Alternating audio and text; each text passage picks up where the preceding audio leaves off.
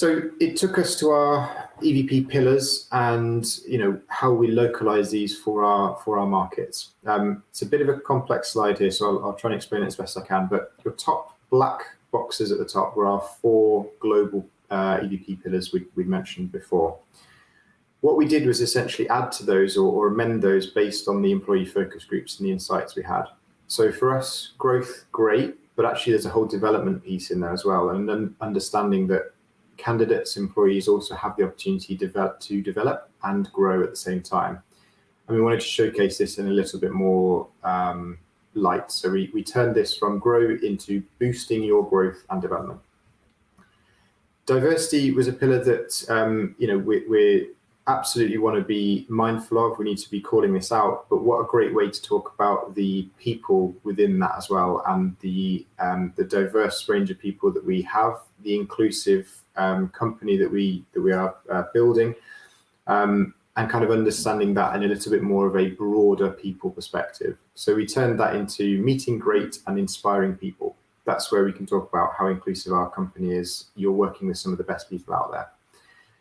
Entrepreneur actually was a pillar we didn't really need to touch, because that entrepreneurial spirit is such a strong pillar of the magician archetype, which we talked about, but also resonant on a kind of day-to-day basis.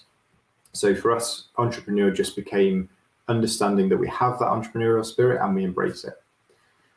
And then lastly, impact was originally a kind of pillar around personal, professional, and societal impact. And that was super strong. We felt that with millennials, with Gen Z conversations, people want that sense of purpose. They want the sustainability message. So having that was super important, but also understanding that actually the brands we have within our portfolio also had such a big impact as well.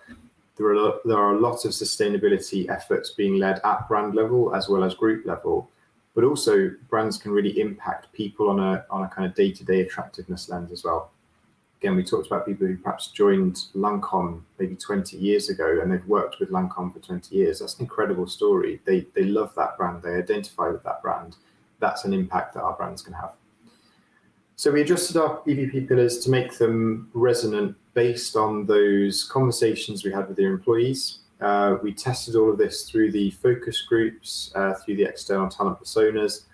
So we really feel confident that these are inclusive enough of all those conversations we've had, but also strong enough for us to talk about internally and externally as well.